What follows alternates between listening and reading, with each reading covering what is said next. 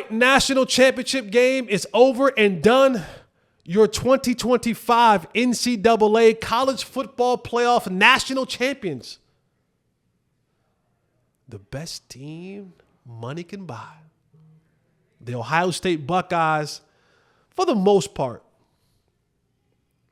whooped up on Notre Dame. And I know a lot of you probably was like, man, didn't really feel like it had the star-studded feeling. It didn't have the anticipation. We talk so much about this 12-team playoff and NIL and, you know, the rise and the fall of certain programs and all the twists and turns that bring, and we love it, that brings us with college football. This felt like it just didn't hit the same. It didn't hit the way that we felt that maybe the first, I shouldn't say the first annual, but the first national championship under this new format. It just didn't hit the way that we thought. And some may say that they may need to change the format of it and move it. Here's the thing. You're going to always come on the heels of NFL playoffs if you're playing in January. If you have any games scheduled in January, you're going to come on the heels of playing, on the heels of NFL games being played, playoff games being played. I think Ohio State, congratulations. Notre Dame, congratulations for even making it that far. I think they got caught up in a weird societal, busy vortex. I just think that 3-day weekend, Martin Luther King weekend, you're coming off the heels of divisional round games, some good divisional round games. The coaching carousel has been really hot this go around. And then let's just be honest, the inauguration. You were either for who's in the house right now, President Donald Trump, or you were against it. Either way, you watched. You watched all of the proceedings. You watched all of the interviews and the pundits. You watched all of it, and you watched it all day long. And so that took away some of the viewing power. Now, the diehard Fighting Irish fans were locked in. The diehard Ohio State fans were locked in. But then you have all the rest of us who don't have a dog in the fight, but are college football fans. Some more into it than others. Some watch because it's the game to watch. Some watch because they're just invested into it. Whatever. But now you have to divide your time between my political affiliation and enjoyment or dissatisfaction to watch the inauguration and the game. I just thought they got caught in a weird vortex that they just, they're not going to have an inauguration every single year. So maybe next year you won't have that wave of people having to divide their attention. Media coverage has to divide their attention. So they just can't push it as much. I even think about ad dollars. Do I want to get my ad on one of the channels that's broadcasting the inauguration or the college football game? Depending on what company, how big a company is, I got to choose. Which one am I going to get my ad put on? Next year, when there is no inauguration, I don't have to divide my money up with this huge platform that the world is watching. The world watched the inauguration. The world ain't watching college football. So now, when you get more money to put on something like a main event like the college football championship, now it's popping up everywhere. It's on your TV repeatedly. It's on your laptop. It's on your cell phone. It's in your emails. It's on your YouTube ticker. It's everywhere. It's everywhere. It's everywhere. Because the funds are being dumped into that instead of being the pie being divided into all these different places. So I'll just say that I don't know all what has to be arranged as far as dates moved up. I know you got to change that damn transfer portal date. That you got to rework. But as far as the way that this plays out, if your worry is being on the heels of NFL playoff, then don't play in January.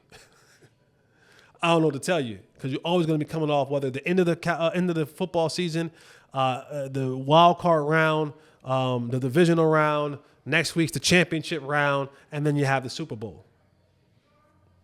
The NFL is going to dominate.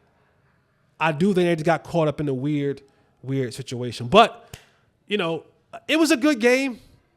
I don't think it was as many stars. Like, there wasn't a lot of names. Like, you didn't have really – your Heisman Trophy player didn't play in this game.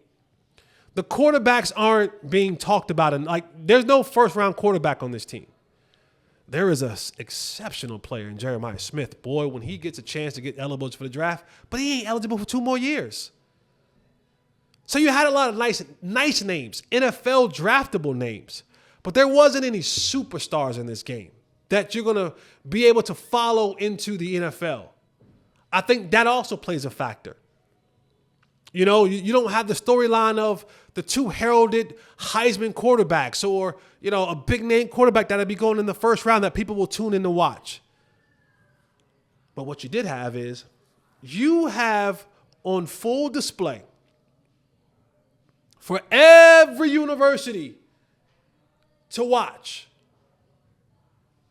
what is it going to take for you to win a national championship? According to this new profile, the going rate starts at $20 million. That's the amount of money that the Ohio State University put into their NIL collective that they were paying out this year for their football team. Now, however you want to divvy that money up, I know Jeremiah Smith, whatever his number was this year, is going up next year. $20 million. That is the best team money had bought in the new age of college football. If you want to compete with the big dogs, if those of you who are alum, when they send those emails out about have you paid your student union dues and your student tide dues, whatever the hell they call them now, you might want to put that $25 in that envelope. Cash App that $50, that annual $50 fee that you're supposed to pay every single year. Because if you want your football team, yes, you need talent. Yes, you need coaching. You need money. You need money. And the teams who have the most money will find themselves in this position most likely year in and year out. I mean, the game was good. The game was decent. Notre Dame made a push at the end, but you saw one team that had just far superior athletes, and that was Ohio State. Notre Dame has some good athletes, and football is good when there's certain programs that are thriving. When Notre Dame is good, college football is good. When Miami is good, college football is good. When Georgia and Alabama and Texas, now get them all good at the same time. Get Alabama back up, get Georgia back up. Texas seems like they're right there. Notre Dame is Marcus Freeman feel like he got a good pulse on that. Ohio State, now college football will be an enjoyable sport. Something that we will all rush to the TV to watch. And if you're listening to me, Colorado, I love you, Colorado. Go Buffs. The city can't afford to lose Deion Sanders. Economically, you can't afford to use Deion Sanders. There have been things, people have been building infrastructure around the football program. Companies, businesses, restaurants, rental properties, airports, tolls, gas stations, mini marts, mom and pop shops. They can't afford for Deion to be gone. They can't afford for them to go back to 3,000 people, 5,000 people at the stadium. They've gotten that taste again of what it feels like to have a packed house. So, y'all better get Deion that money he been asking for that NIL, because you saw what it looks like. If you're going to compete in college football,